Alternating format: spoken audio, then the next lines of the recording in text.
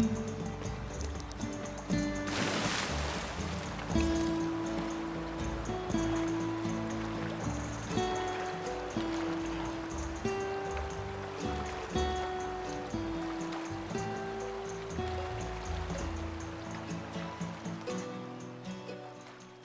surface of the Earth is 30% land and 70% water. A newborn baby is composed of 70% water and 30% everything else. I guess this means that life and water are inseparable. A human child at birth undergoes a ritual almost identical to that inflicted upon a trout at death. The fish is whacked on the head, thus putting it out of its misery. The infant is whacked on the behind, thus initiating it into its misery. Upon my birth, my father made sure that I was given the proud, manly name of Augustine. And since I was born into the first family of angling, it should come as no surprise that I was a fishing prodigy. I caught my first steelhead with my mom on a worm when I was 4. I didn't feel any hostility towards land dwellers. I just had water on the brain. The only thing I gave much thought to was bait versus fly. On my 10th birthday, I caught my 180th steelhead with my dad on a fly. By the time high school rolled around, I was great at attracting steelhead. Not so great with the cheerleaders. And when most kids were making college plans, I didn't bother. I figured the only institution my grades would get me in was the Oregon State Pen. But on water, I understand the way fish think. My parents' union is one of stubborn, extremely loyal, hot-tempered, polar opposites. Ma is a bait fisher, an expert plunker of worms. My father is a writer secondarily, and a famous fly fisherman primarily. My brother Bill Bob is different than the rest of us. He was born with a prodigious ability to ignore all things aquatic, which to a massive extent implies his entire family. He hates water, won't even drink it. He wears galoshes and a hat almost every day just to stay clear of the stuff. Not that he doesn't need a little protection from other hazards now and then. Good thing Ma has native intelligence, and she always seems to be in the right place at the right time.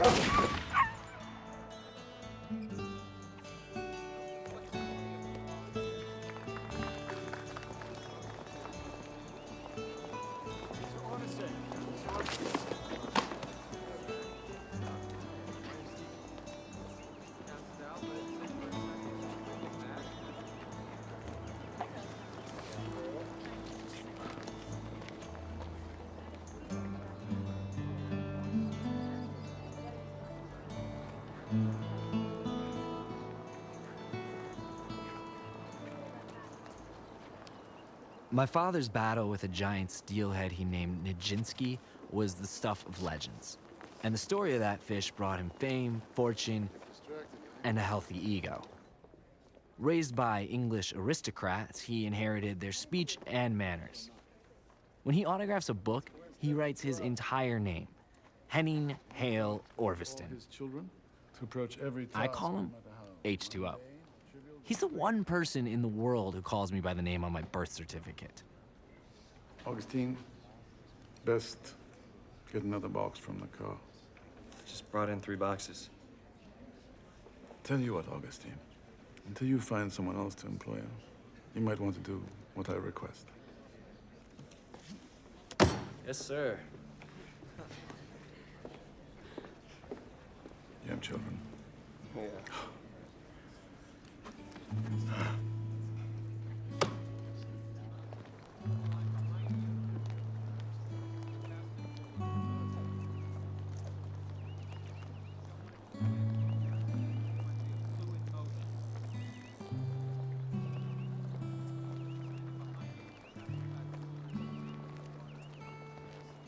Before I take a few questions, let me conclude by saying I like to think of this legislation as the Worship the Waters Act. Yes, little lady?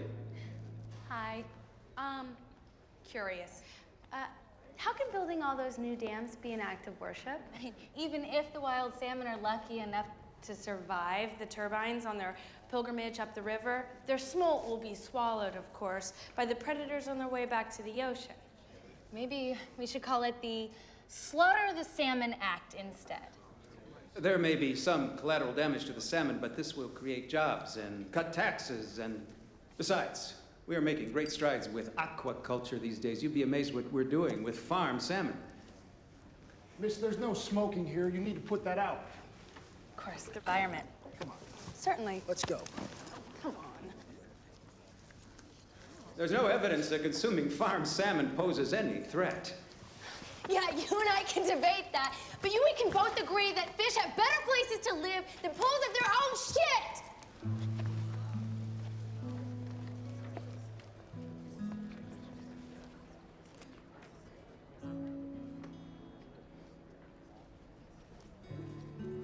Where are my books, Augustine? My name is Gus. Come. And none may come for days. Sorry.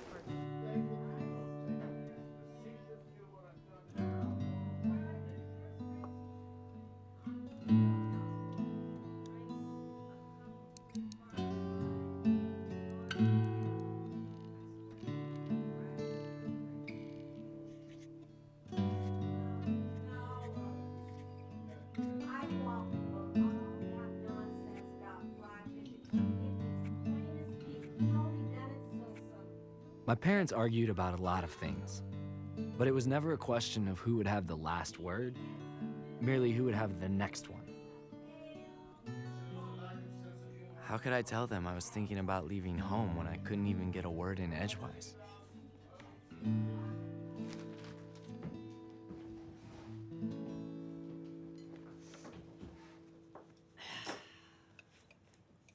So, Ann, you ever been to Royal Lake? If I have, the brain cells recollecting it have been destroyed by this merciful beverage. So go ahead, Gusser.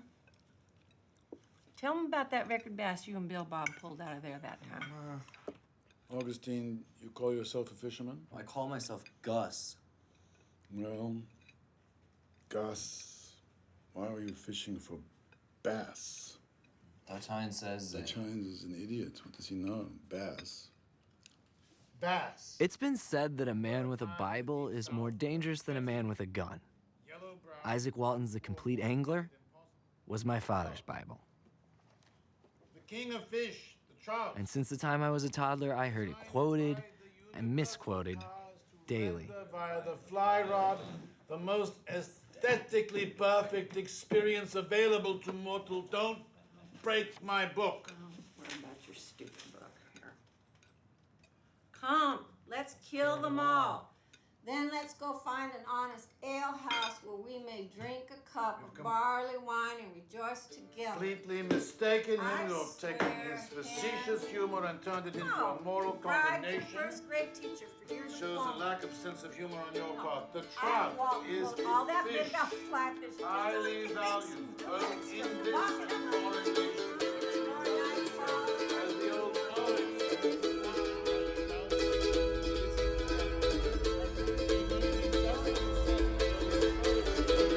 Just stop! Just shut up! Stop!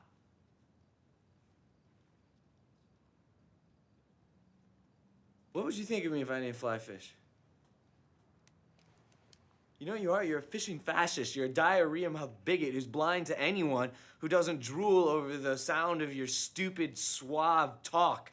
The only person you've ever loved is yourself because you got your head so far up your own ass that you don't see anyone else. That's no way to talk to your father. What in hell's gotten into you? You're a greedy, gloating shrew, and you don't know shit about fishing. Or living. Neither one of you do because you're just both dug so deep in your ruts that you've got mud in your ears.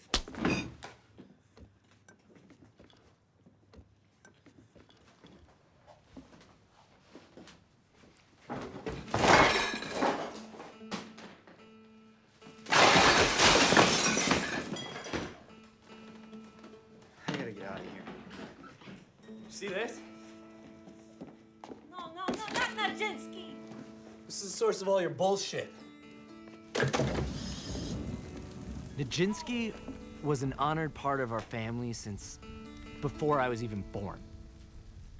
And even though his body was stuck over the living room mantle, his spirit haunted every corner of my life. What can you say after you've spontaneously cremated your parents' prized fish in the fireplace? The only thing that came to my mind was goodbye. For me, happiness would never be found anywhere but on the banks of a river anyway. So I took the few possessions I owned and turned to the river, and to a new life devoid of every obstacle between me and my beloved art of angling.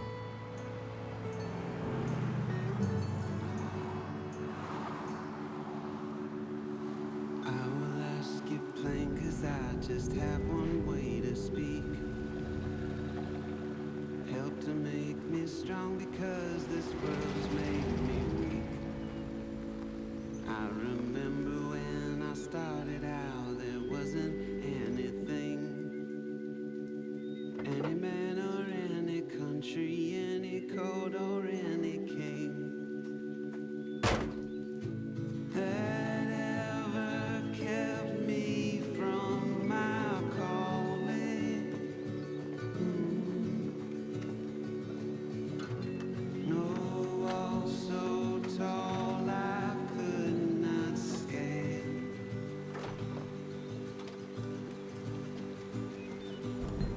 But now I feel like I am falling. No, don't let me fail. No, don't let me fail. Let me run like I'm a river. Let me travel like a trail. Oh, don't let it fail. Lord, don't let it fail. Let me run like I'm a river. Let me travel like a trail. Let me run like I'm a river. Let me travel like a trail. Let me run like I'm a river. Let me travel like a trail.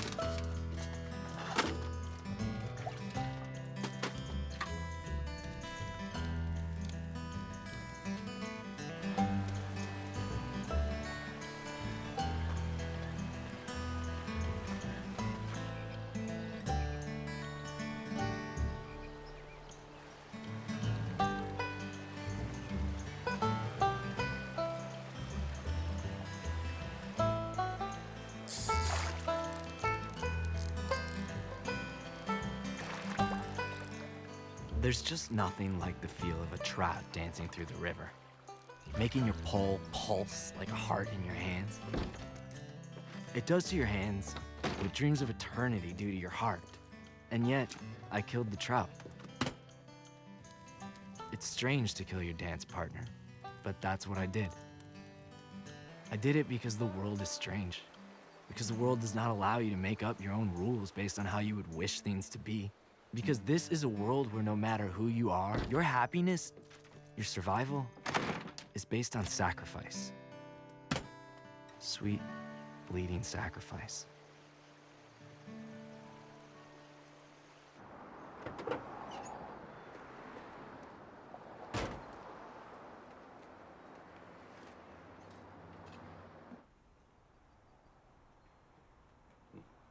Nice work, son. Very nice. How many you got? About 100.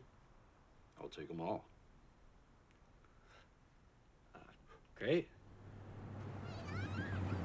Hey! Stop! Hey!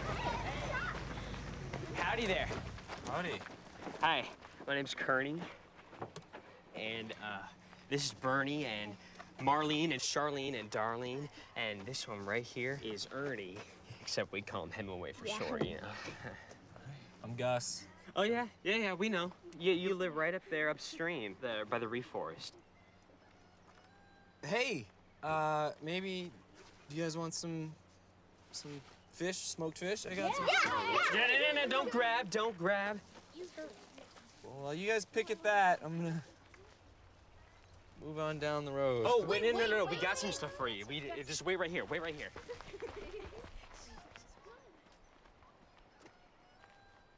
Hey, you like fishing? If you ever want a lesson or anything, you know, you can just come by my cabin. Here you go. Oh, whoa, what? These are brand new, so they'll be really good.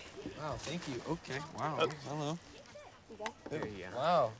Wow. This is really, I No, it's good. It's great. Good. You're fine. Hi, I'm Gus. I know. Thank you. Thank you.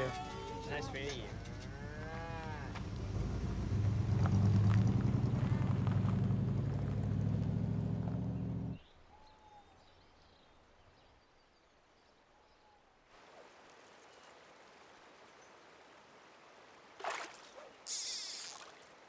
Nice job, Rodney.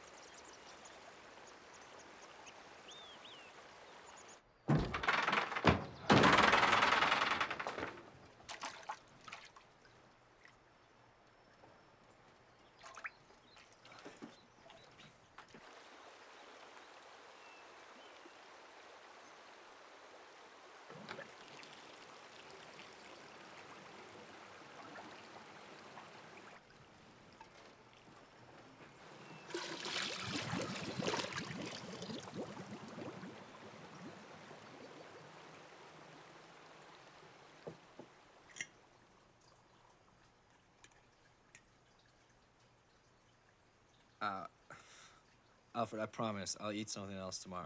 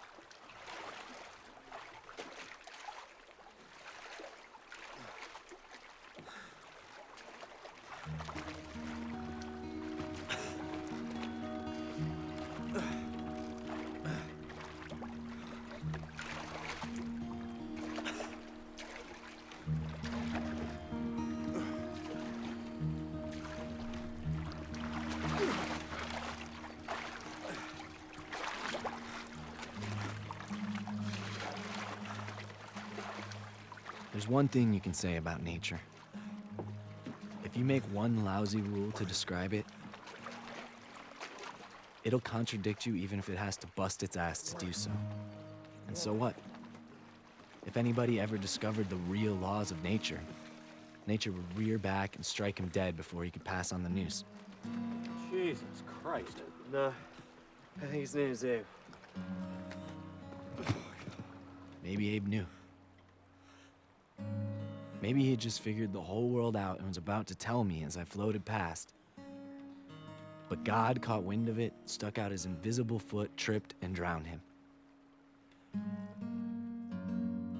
If the fool only knew how to swim.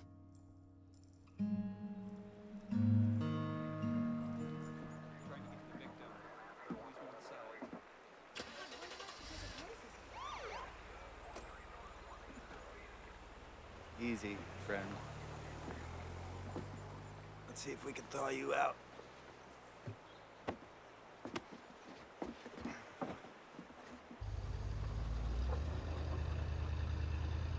I am Titus. Titus Irving Gerard, at your service. Nice to meet you. I... Simply Gus. Simply Gus? I don't think so. Anyone who knows the secrets to the catches you made today is not simply anything. There's no secrets to those catches. The trout I caught on a wet fly, the corpse I caught on a soggy dry. Yes, well, you've done old Abe's family some service by collecting his remains. And since we're all bodily destined for corpsehood and spiritually possessed of immortal souls, I see no reason to let the proximity of corpses ruin our day. If you think we're all possessed by immortal souls, I'd sure like to see them. Maybe you're looking in the wrong places.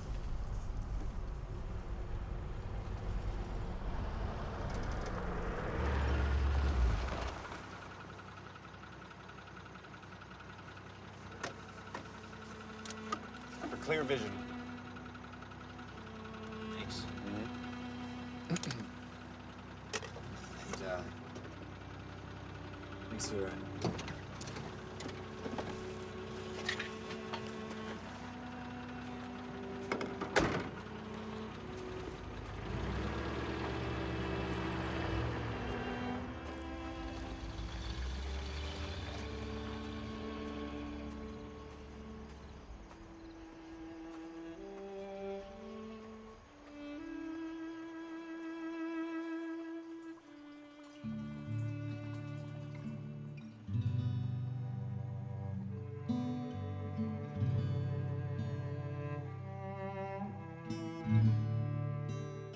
A fisherman is dead. Everyone I know will one day be dead. What can I do about it? Death is the most natural thing there is, and we all have a knack for it. The only question is when we'll master it. Doesn't matter what we do or what we don't do. This is no passing thought. It's a gnawing emptiness more real than the cold.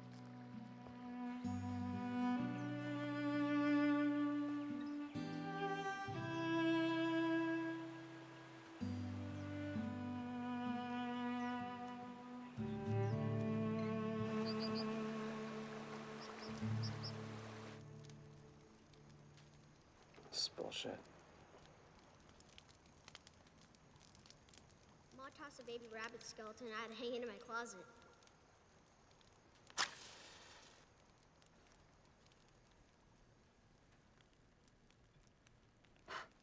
Is that a nice trophy? Yep. Had to get a new one. Whatever helps you sleep, Bill Bob. Gussie, Bill Bob? I thought it might make you feel better to explain that you've got a garden angel. You mean guardian angel? Nah. See, you think you're alone, but you're not. You've got a garden angel. That's your twin. It's called a guardian angel. No, I'm talking about garden angel. It's like your shadow.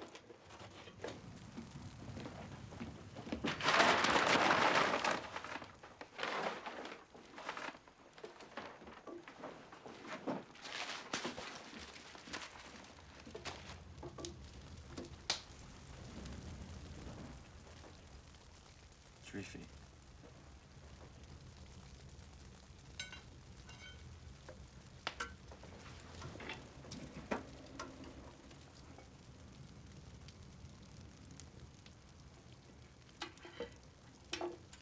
Garden angel. Gussie, garden angels come from the ground, like carrots. When they first come out of the ground into the garden world, they're very old, or hurt, or sick. And the longer the angels live there, the younger and smaller they grow, and happier and friendlier they get. When they get little, they disappear out of the garden world and into our world. And we trade places. Wait, what? We trade places with our twin. We go there, and our twin comes here. We journey up and up through a long black tunnel till we reach the garden angel grounds. Spread up like carrots. Trade back and forth. Does knowing this make you feel a little less lonely, Gussie? Yeah, Bilbo. Thanks.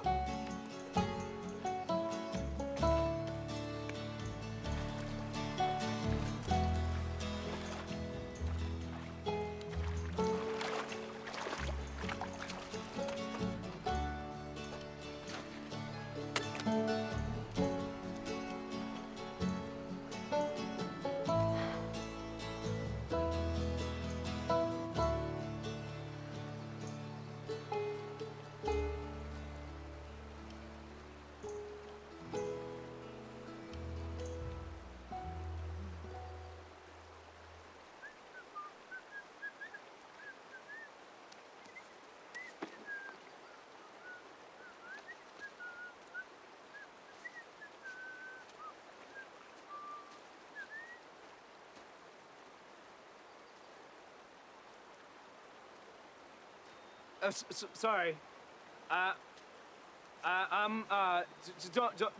Don't get scared. I'm just a marvelous mystery. I just came here to go swimming.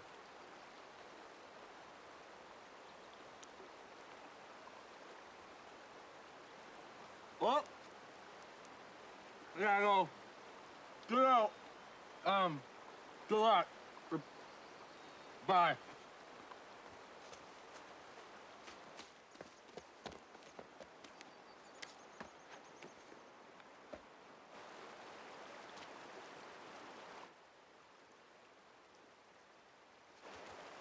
Hey, you right up there? Yeah? Well, are you hurt? No. Can you get down? No. Why not? 'Cause? All right, mummy mouth. That's all you got for me. Good luck. No, don't go. Why not? No life, good scholar. No life so happy and so pleasant as the life of a well-governed angler. So we may say that God never did make a more calm, quiet, innocent recreation than angling. I don't suppose he did. And now I think it's time for you to repair to your angle rod, which should not be left in the water to fish for itself. Oh, yeah, is that what we've been doing, huh? Funny, 'cause I thought I was trying to catch me a steelhead. And you, what are you doing here? I am a fisherman, but I only came here to swim. You're a fisherman, where's your gear?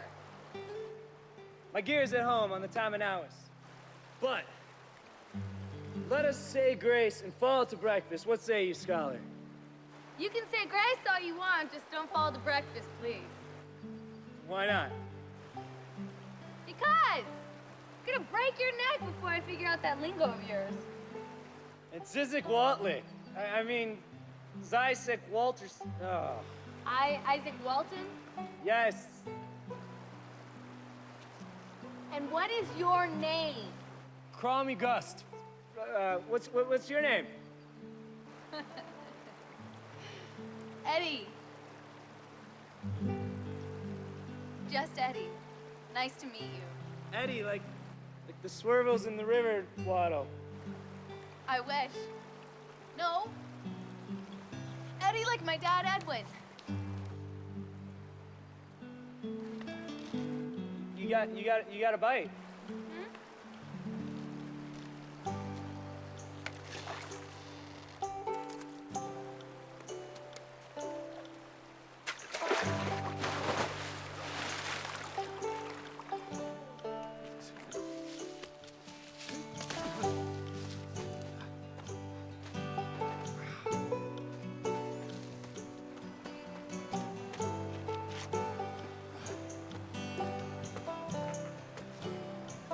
Where'd you go?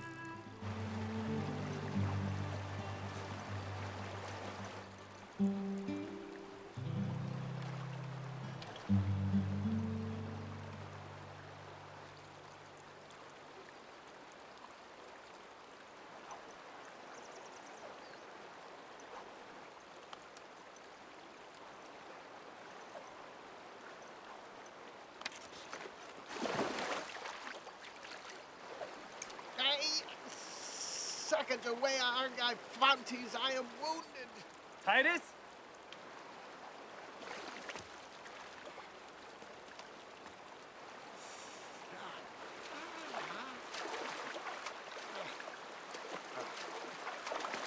The Sufi Attar has written, one tiny fly which entered the ear of Nimrod troubled the brain of that idiot for centuries. Please, Gus, spare me Nimrod's fate.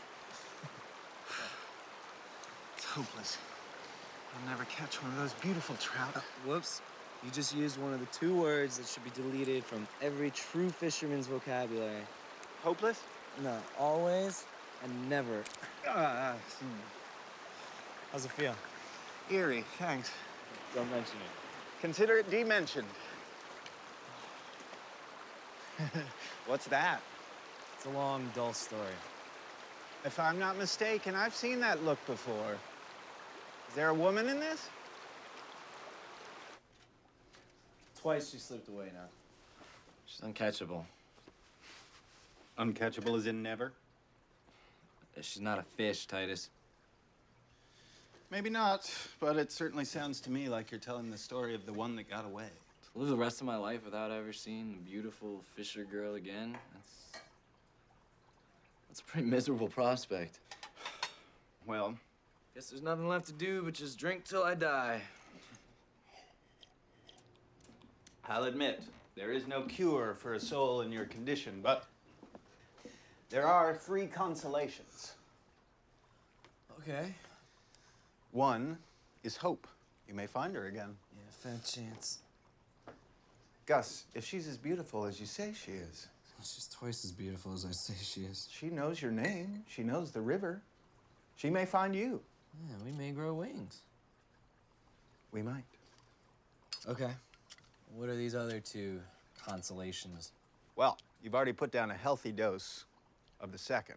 The third, however, requires more aptitude. What kind of aptitudes? Philosophical aptitude. Besides, I know how to philosophize as well as you know how to fly cast. I think you should get plowed tonight, and tomorrow we begin philosophizing. I just told you I don't know how to philosophize. Well, and I don't know how to fish. Okay. So we teach each other. what have I got to lose? Your unhappiness. Yeah, right.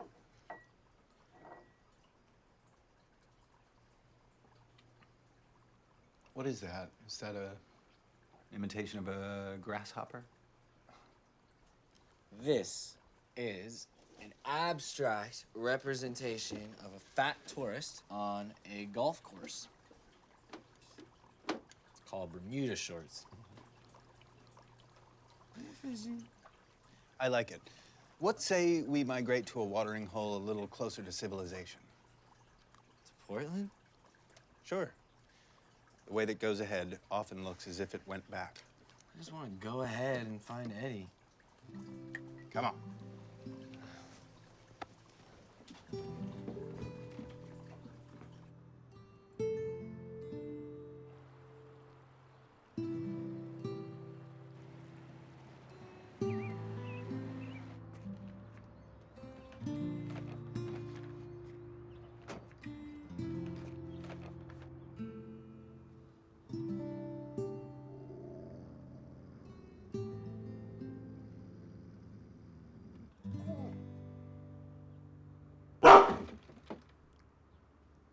Titus? Titus! Yes? Ah. Is your dog? Yes. Well, he's kind of staring at me. So? Does he bite? Can I move, or why won't he just go away? He doesn't bite without cause, but you should move. You're in Descartes' chair. Just easy there, buddy. I'm just gonna move over to the couch. And then Descartes' silly chair will be all fine.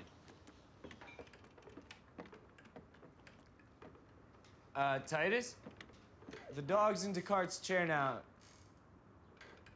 And he's rocking. Should I tell him to get down?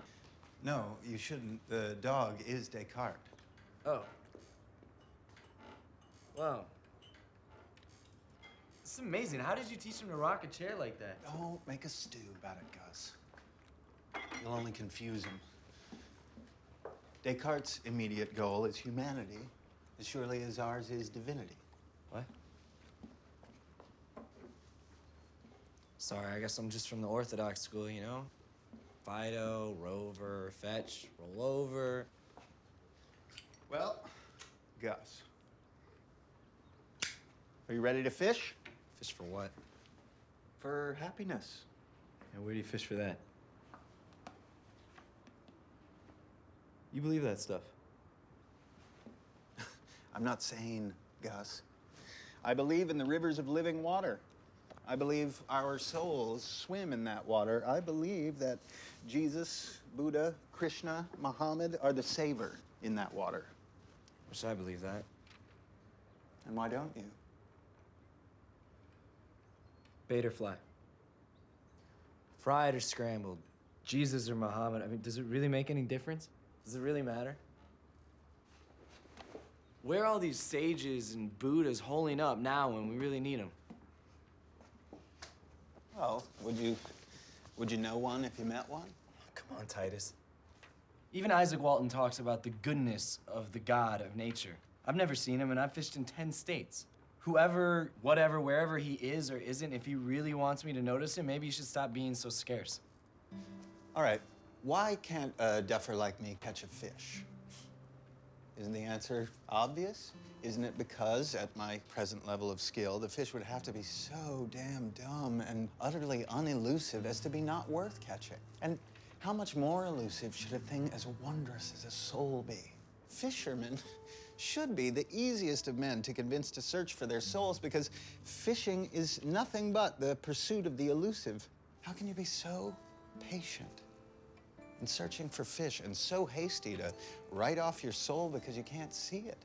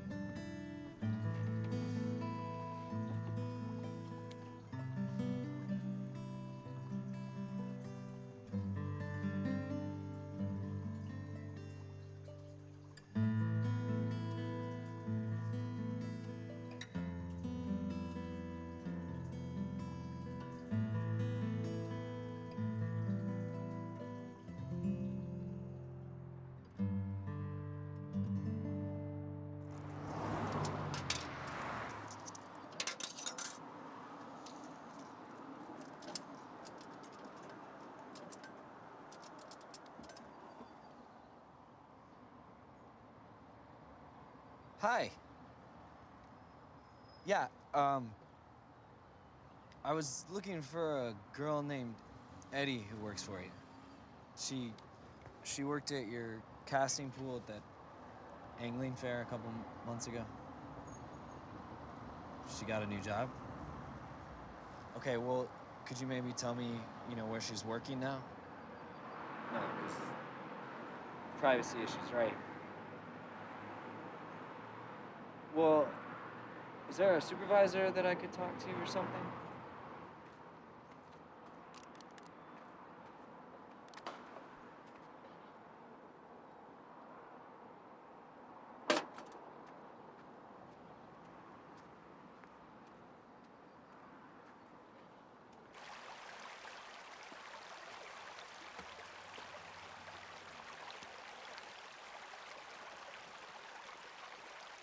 You must be the only living thing left in here.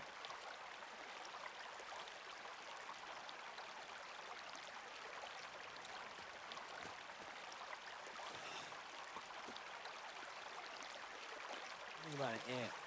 Sound good?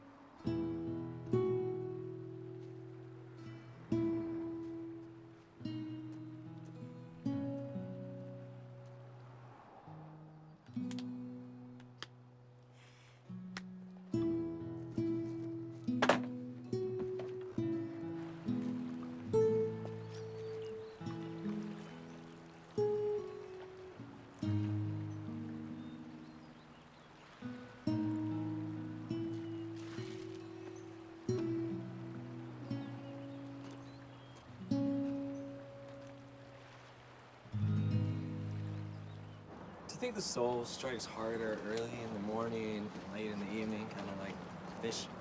Could be. Okay, so how do you suppose I ought to fish for mine? With a soul pole, I suppose. Where do I get one? Right here's good. That's where you got yours? I got mine here. You got yours there.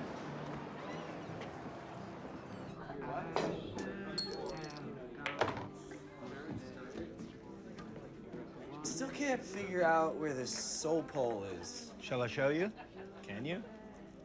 I can by analogy, but you'll have to answer a few questions first. Fire away. All right. Where is Rodney, your trusty fishing rod, right now? At this moment, he is hanging on my cabin wall. Who made Rodney from an indistinguishable blank into the singing rod he is today? I did. Yes. And who controls his destiny? Decides when he'll hang on the wall, or ride in the back of the pickup truck, or cast for trout? And who will, one day, decide he's worn out and consign him to a funeral pyre? I will. Excellent. Can you get me a couple of cues? Yeah, 2 of them. Now, who do you suppose created you into the living fisherman you are today? I wish I knew. Excellent. And who controls your destiny? Wish I knew that too. Very good. And who will one day consign your body to a wormy grave? Man, I wish I knew that too. Perfect. Why is that perfect? All I'm saying is, I wish I knew. Come on, don't you want me to say, God does it, or my soul does it? Gus, I'm a philosopher. I'm not an evangelist. It's the I wish I knew that is crucial. I mean, to say God did it and then just leave it at that, that's to abandon the search before it's even begun. Believe me, no one's ever discovered any truth by barfing up Sunday school answers to questions. Now, you and I agreed, did we not, that Rodney is oblivious to everything save some weight and varnish. We did. Therefore, does it follow that he is just as oblivious to Gus? Even though Gus is his maker, even though Gus controls his destiny, even though Gus is, let's go ahead and call it, Gus is his essence. Yes, it follows. Then, therefore, is it possible that maybe you and I are just as oblivious to the presence of a creator, just as oblivious to a controller of destiny, just as oblivious to our essence, an essence that wields you and I even more deftly than you wield Rodney? Sure, it's possible. Well, there you have it. Rodney is to Gus as Gus is to his essence. You name the essence soul, and you, sir, have your soul pole. Me. So no matter how hopelessly stupid I am in comparison to my essence or my soul, I still have a profound purpose. I like that, Titus. I like that. Thank you. I swiped it from Plotinus. Wait till I wake up. Wish something come interrupt the dream for much too long. I've lingered in.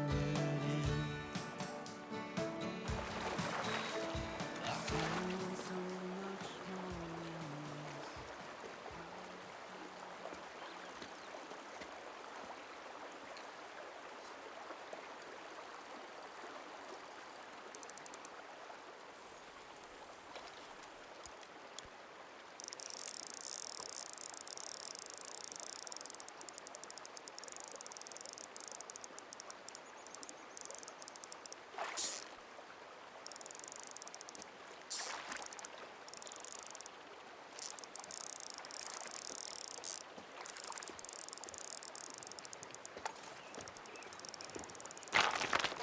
Hold on. Hang on to it. Easy. Easy. Don't force it. Don't force it. Easy. Easy.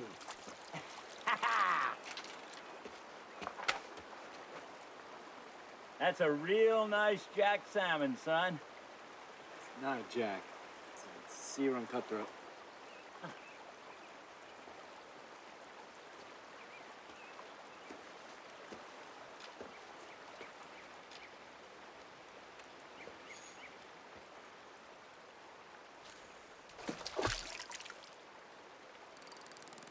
What are you doing? I'm getting skunked, goddammit. I've been fishing all day. I haven't even gotten a bounce.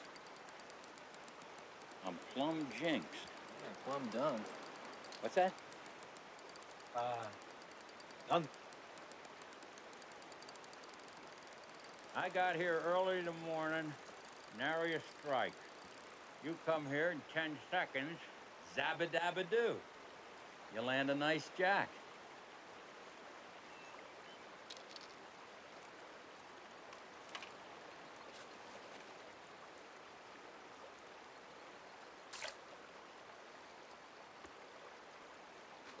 So, you know any good tales about this grand sport of ours? Yeah. So what do you know? If you want to catch a blueback, you're gonna need some lighter gear. You have any with you? I guess we can both use my rod. Ah, now you're talking. Ow, God damn it! I am sorry. I am okay. sorry. It's I'm really fine. Oh, that's fine. Just, how about you just stay up here. Hold on to that. I'm gonna make us something up. Okay.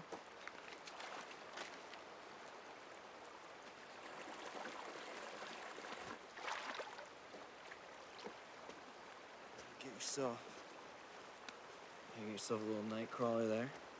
Some clay, right there. Just roll it up like that and smooth it out. What's that invention called? A hostess Twinkie. A hostess Twinkie. Get ready.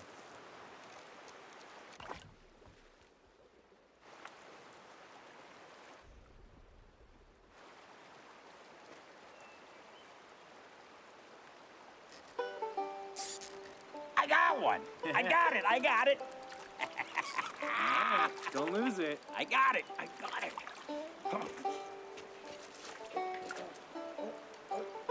You got him. Look at it. Nice. Ooh. What do you say, 18 inches? Oh, you tell people that's 24. Love it. Hey, I gotta rush back to town and write this up for tomorrow's paper. For, tomorrow's what? Post-telegram?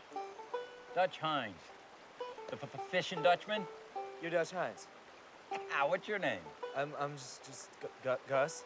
But that's really just a nickname, so I wouldn't use that. You know, I'd like to interview you, Gus. Haven't had a better day's fishing since I lost 9 steelhead one morning on the Kilchis. 2 winters ago, I was fishing with Fuzz Gramsey. Yeah, I remember that trip. You wrote about it 12 times. Yeah. So, you want to do an interview?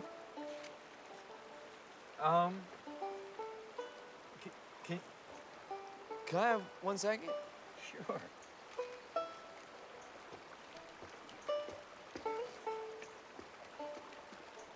Dutch Hines wants to interview me. That idiot's got 750,000 readers. He'll write about me for weeks and nothing distracts him. Nothing's gonna distract him for months because he's not gonna catch a fish for months. He made Fuzz Gramsey rich by endorsement. He endorses me. I'll have 1,000 followers by the end of the month.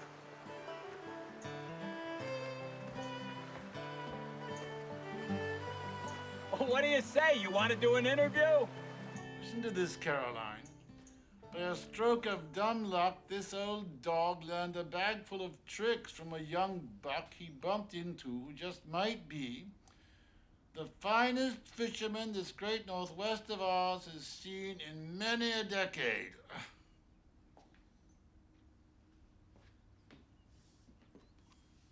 His friends call him Gus. But he told us this is just a nickname. Okay. My real name is Antoine Chapeau. I'm originally from Palm Springs, California, where I used to manage a beauty salon. And I would spend my whole day just looking at women's hair. But you know what, Dutch? I thought I was going crazy because I'd be looking at some woman's hair and I'd be imagining 5-pound tippets or algae or something, 3-pound liters, it doesn't matter. Everything reminded me of the river. So finally I said, you know what, Antoine, this can't be healthy. So I pulled up the stakes, I moved to Oregon, and I just started fishing. All day, every day, fishing. And fish he does. With a passion and skill he claims he acquired using a fly rod out in the deserts around Palm Springs. This dry fishing, as he calls it, is what taught him both the incredible patience and the shamanistic approach to the sport that characterizes him today. Listen, I gotta get back to the paper. What do you say we meet again next week and you tell me some more? Okay, but only if you put a message in your paper for me. Will the girl who ran away from the guy who recited Isaac Walton in the tree please contact Gus on the other river he named? He has your pole and your fish and wants to return them. He's totally harmless but urges you to bring a loaded gun if scared. As long as you come, thank you.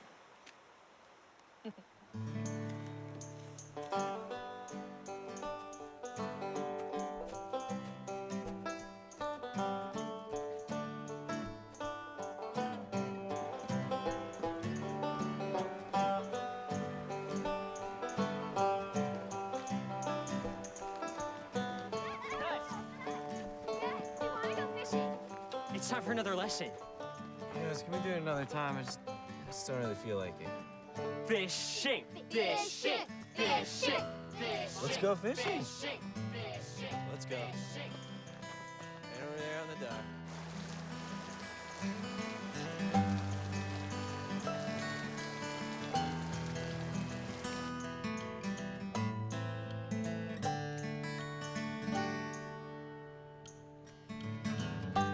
Very nice.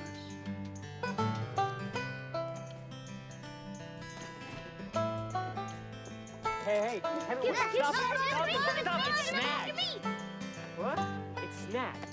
See? Oh, man. Whoa, whoa, hey, Hemingway, come here. Come here. Hey, do you want to catch this fish?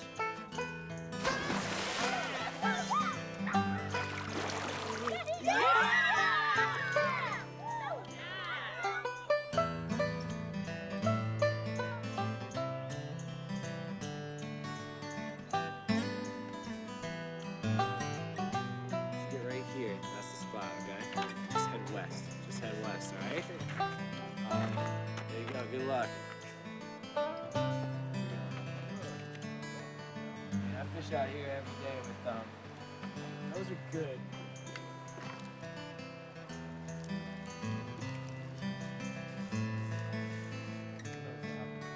How's it going?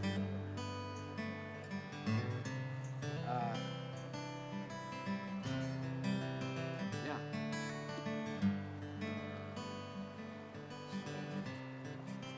Good luck.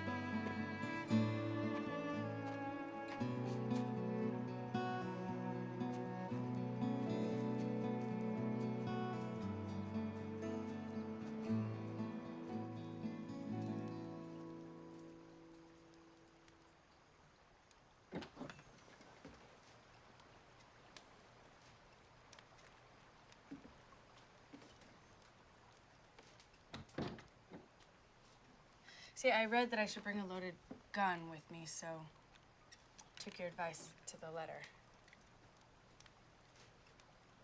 Believe you have my pole? Right.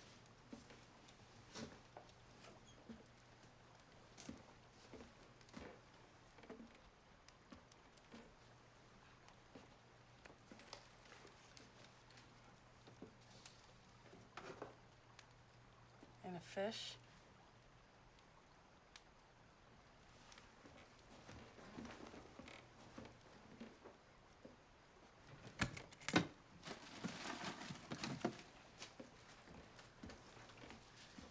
Wait, I get the pole and the fish, but what's this? The belly reel goes with the pole.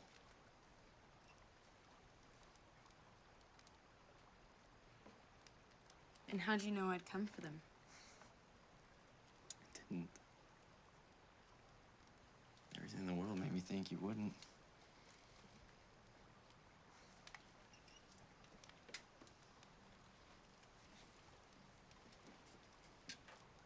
There is something I should tell you about that day. I never ran. I never ran away. I was barefoot. So I hid in the woods and I saw you climb above that pole where I hooked the steelhead. And then I stepped on an orange and this. See, when you came crashing along, you came from upstream. And the orange, and this telescope, we're downstream. Now, I mean, come on, it doesn't take Sherlock frickin' Holmes to deduce. Okay. Just that give me, you were just watching listen to me, me for a second. spying on me while I was. Okay. Oh wait. Hold. No. While I was. Wait. Hold on. Just give me a second. Okay. Okay. I admit that is my telescope, and I'm sorry that I was spying on you, but really, I was just wandering around looking for a place to swim, and then there was you. This beautiful girl, and you were fishing, and the here goes nothing way you chucked that hazel pole into the water, and the way you dove in and swam after it, I just knew that you had some way of looking at things, some way of looking at life and the world, which is exactly the way of looking at things that I've been trying to look at things. In my whole life, I've only met 2 people who have ever looked at things any way close to that way, and that was my little brother and a philosopher who talks to his dog. And with both of them, it was love at first sight, too.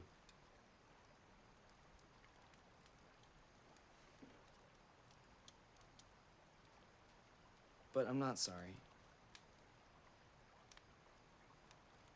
Because when you see the most amazing, beautiful thing you've ever seen, you don't think about what's right or polite or tell it to cover up. Because you can't stop looking. You're just helpless.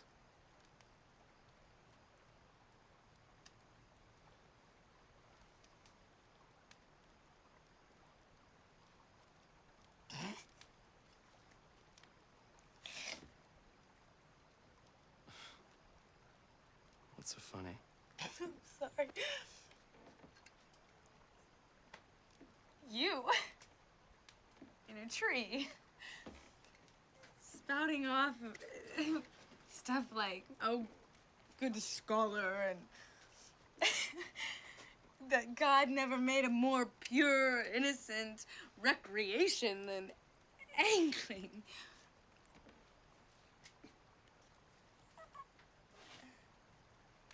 I like that, Gus. Can I ask you a question? Yeah.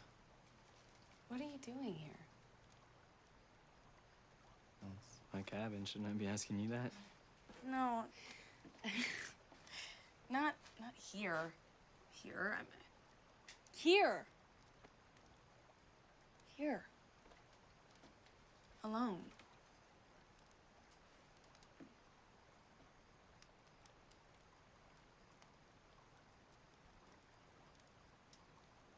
Fishing? What are you doing here? Here? Here.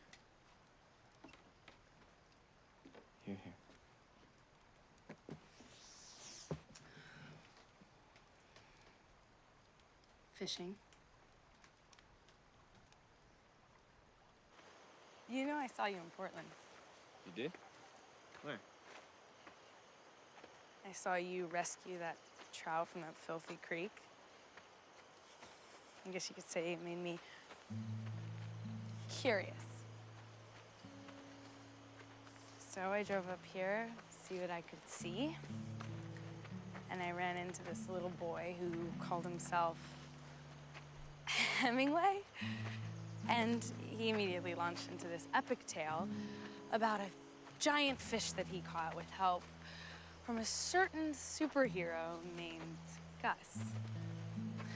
He spent 7 minutes underwater before he wrestled the fish with his bare hands. Bullshit. I know, that's what I figured. But I could see in his eyes what little Hemingway thought of you.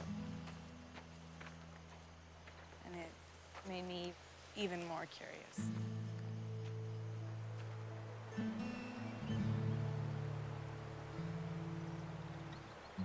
You know, I must have read that Fishing Dutchman's article like 8,000 times. I knew it was you. And this time I came to see you.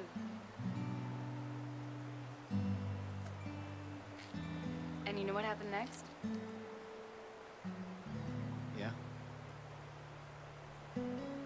You do. Yeah?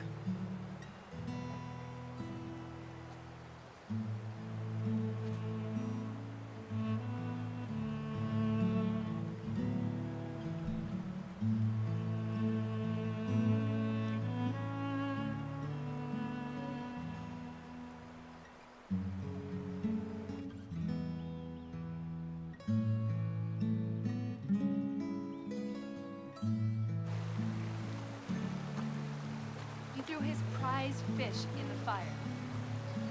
It wasn't just any fish. He was the ninski.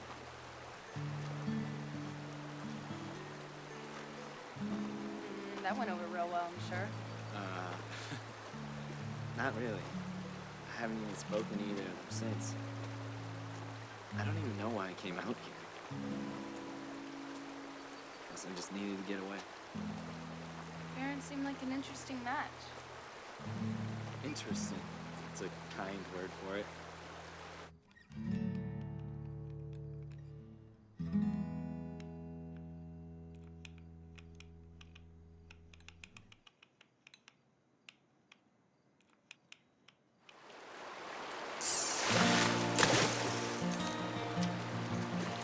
Bravo, Nijinsky.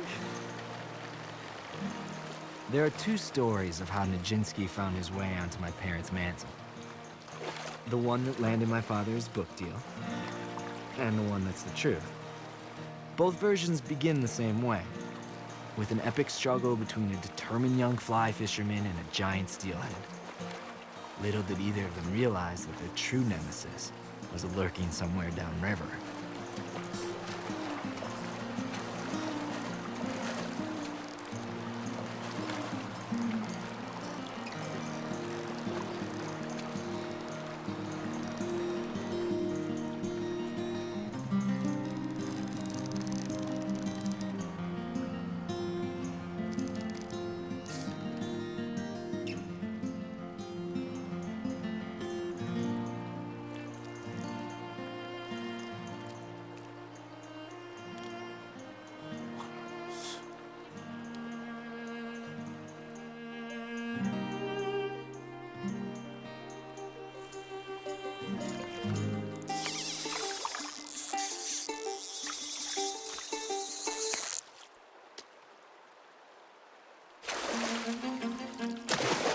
It was my father's worst nightmare. A mere plunker of worms had cost him his prize Nijinsky. Whoever this crude interloper was, he would have to be dealt with. You man to man. had best refrain from that blow and defend yourself, because one of us is going in that river in search of my fish. So be it, Slicker. But I guarantee goddamn to you, it ain't gonna be me. Come on, and fight me. Come on and fight me. Come on.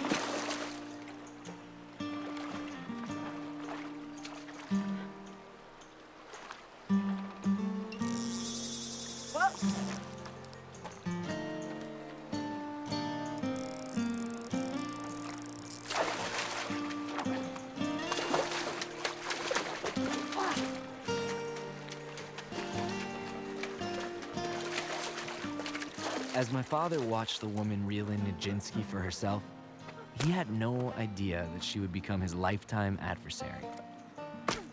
She would also become my mom.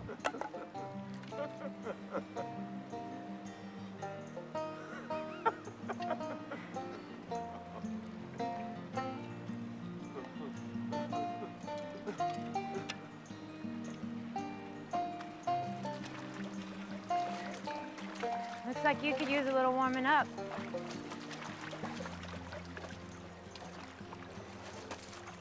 My parents came to an understanding. The story would be told as maybe it should have been. After all, my father reasoned, she did cause his 6-pound tippet to snap, and he had spent all that time tiring the fish out, making it easy for Ma to just reel him in.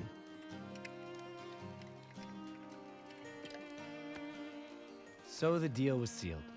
H2O would have his story, but never again would they use anything resembling reason in their discussion of the art of angling. Never again would they go fishing together, and never would their marriage vows waver or weaken.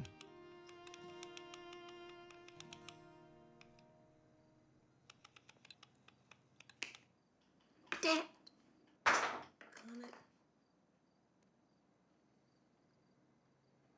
Fly tying is for certain a tedious task, but there's no need to let it get to you like that, my love. Yeah, well, it ain't the fly that's bothering me. Gus. I just can't help but feel like we let him go. You can't keep a person in a place he doesn't want to be. Oh, but can't you at least make it a place that they might want to visit?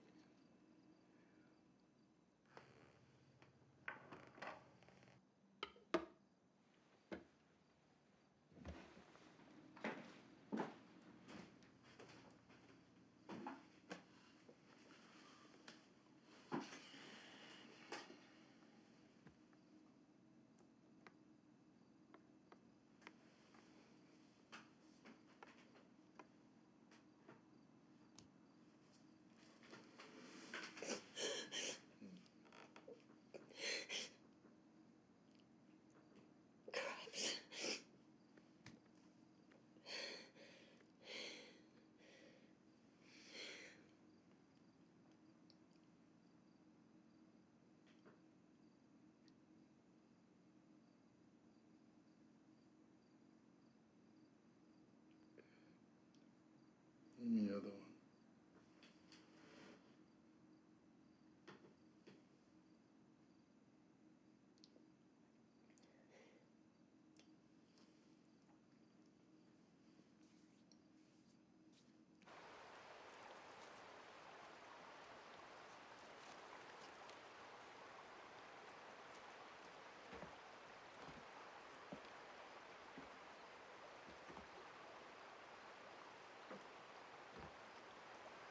What's that? It's today's Dreefy. What'd you say? When you were a kid, didn't you have, some stuffed animal or a ratty blanket or something that you just absolutely could not go to sleep without? I had the grossest pillow that I had to take everywhere. Okay. Well, Bill Bob has Dreefies. Okay. A Dreefy is it's a carefully selected relic of that day's adventure. So there's a different one every night. And just as important as the Dreefy itself is is the placement of the Dreefy. And if that's altered in any way before Bill Bob falls asleep, then it has the same effect of not having one at all. And he doesn't fuss, he doesn't protest, he just doesn't go to sleep. All night long. Mm-hmm. Wow.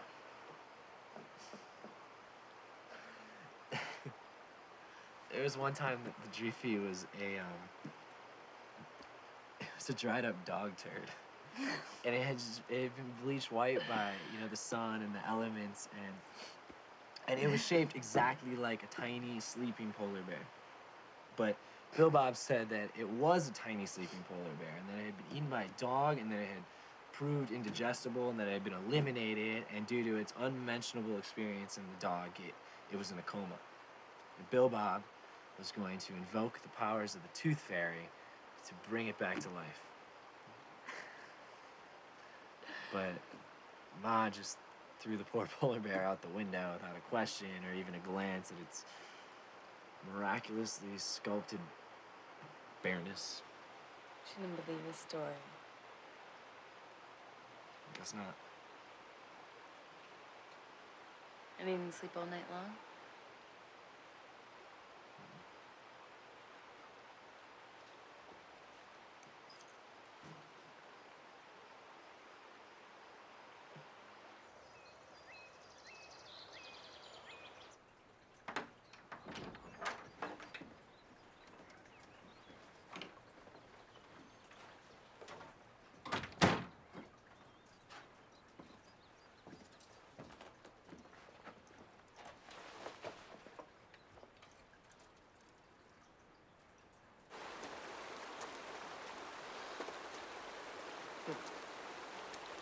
Here we go. Where are we going? Well, I'm going to Portland tonight. And you? You're staying here. Come on. Come on, what? What's the lightest leader you got? 3 pound? All right. Hand me the rod. Tie it off and bait it. Come on. Will it mess up your plan if I ask what exactly you're doing? I'm fishing. You do realize there's nothing but Chinook in the water right now, don't you? I know that. Well, this can weigh 50 pounds. I know. So, even if it were possible to hook a Chinook on that leader without breaking it, you couldn't land him even if you played him all night.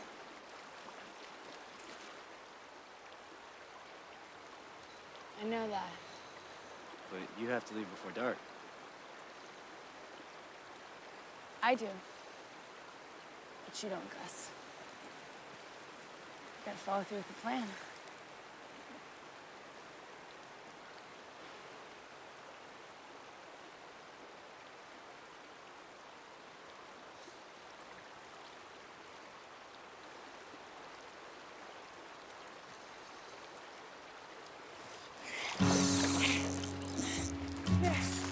Come here, Gus. Come here. Take the rod. Keep your tip up. Don't fight it.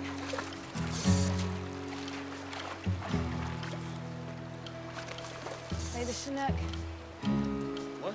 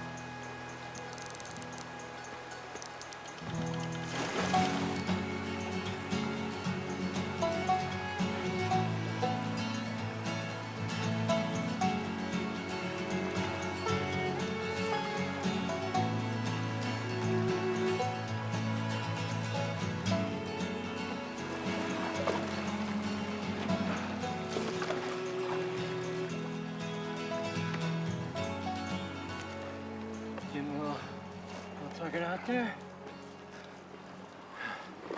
Me too.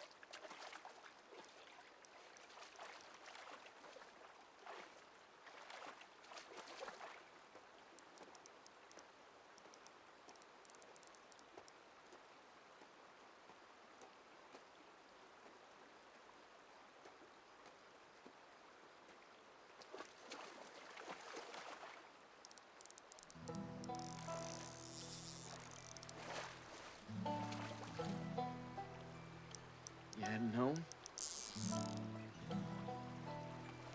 I thought you might be a girl.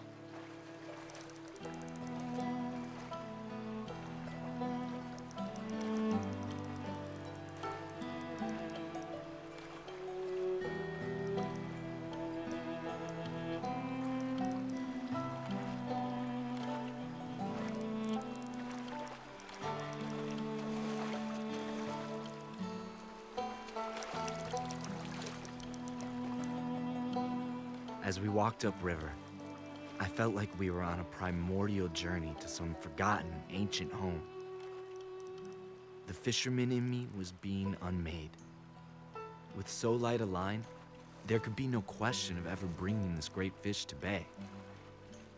So there would be no betrayal, no struggle, no sacrifice, no death. There was only a Chinook leading an undone fisherman deeper into the night.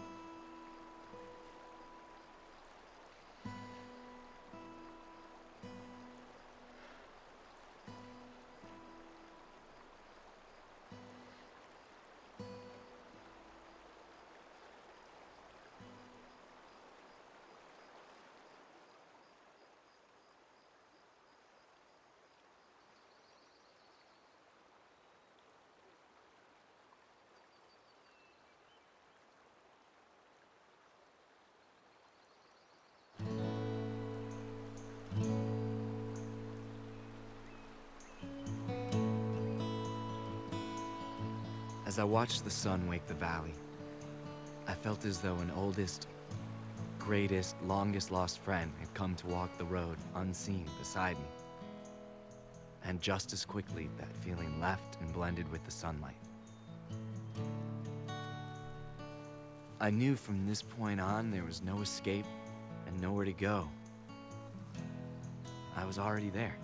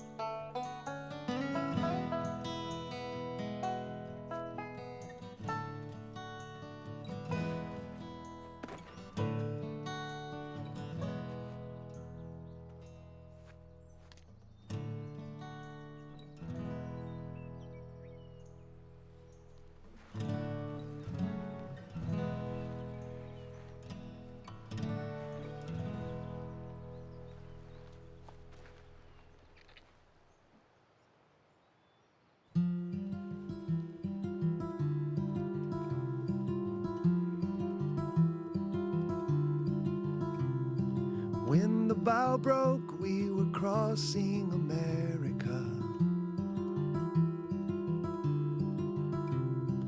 You with your stories and me hanging on.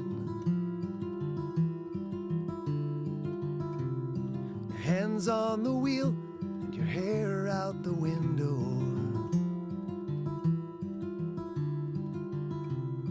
It's counterfeit color that danced in the September air. When the bow broke, we were flirting with Canada. You said, prove that you love me and live with me there. Today's Dreefy. And leave all the frivolous back in America. You found true love in a picture that you saw somewhere. He took her hand, they did cartwheels right into the air. And then they fell.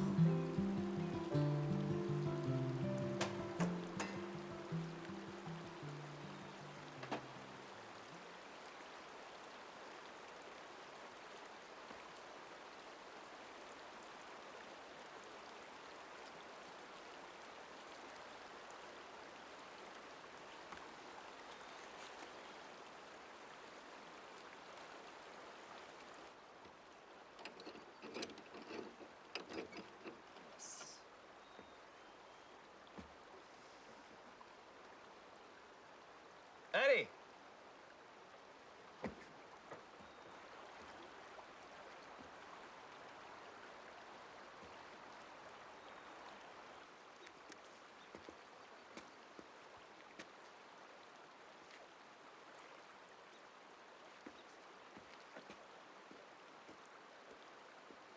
Huh?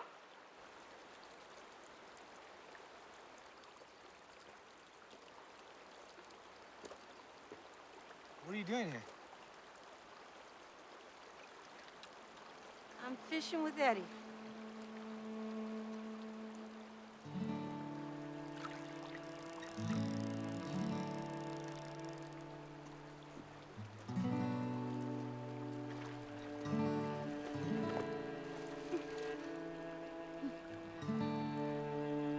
Cripes O'Reilly.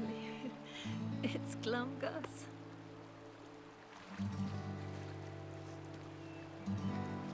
His name is Gus.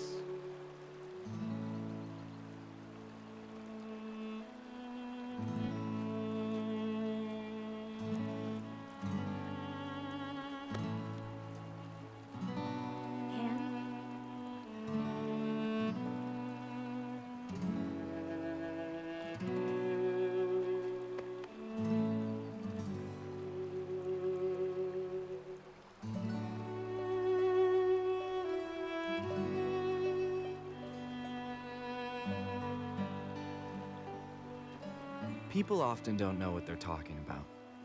But when they talk about love, they really don't know what they're talking about. The one sure thing you can say about love is that there isn't much you can say about it. Not that you shouldn't try. You can make analogies. Love is like a lot of things. One thing it's like is a trout stream. Try to capture a trout stream with a dam, and you get a lake. Try to catch it in a bucket, and you get a bucket of water. Put some under a microscope, and you get a close-up look at some writhing microcooties. But a trout stream is only a trout stream when it's flowing between its own two banks, at its own pace, in its own sweet way.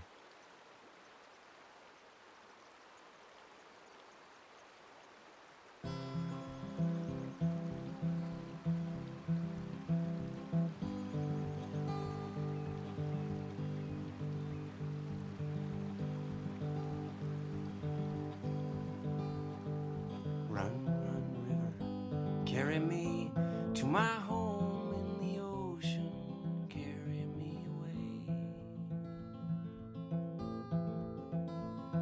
I know I have a home somewhere far, and will move like the stars that make you feel like you got friends. Stars will make you feel like you got friends.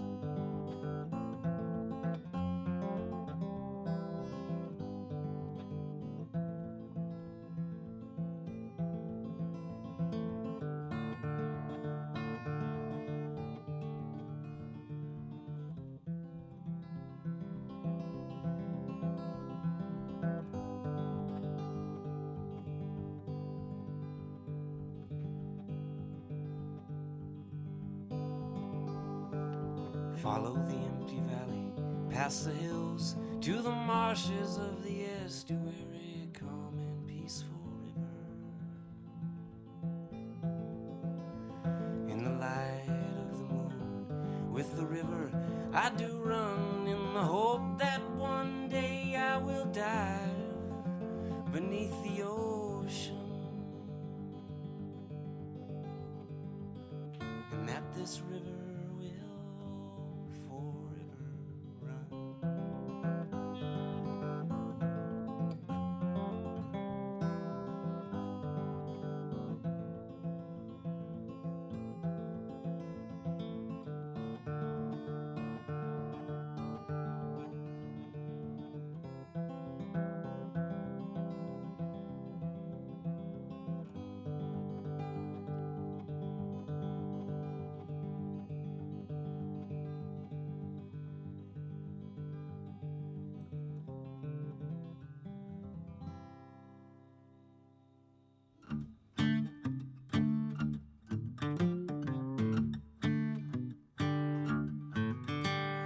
bet you're going fishing all of the time, baby, going fishing too. I bet your life or your sweet wife are gonna catch more fish than you. Oh, many fish bite if you got good bait.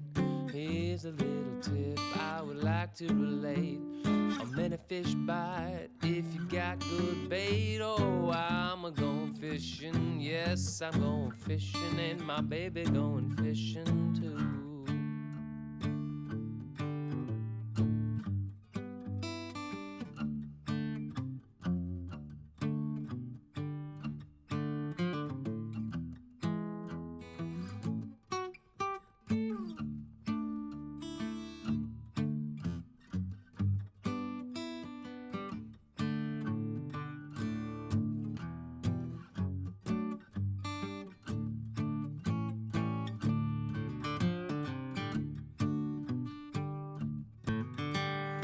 Bet you're going fishing all of the time, baby, going fishing too. I bet your life or your sweet wife are gonna catch more fish than you. Oh, many fish bite if you got good bait. Here's a little tip I would like to relate. A many fish bite if you got good bait. Oh, I'm a going fishing. Yes, I'm going fishing, and my baby going fishing too.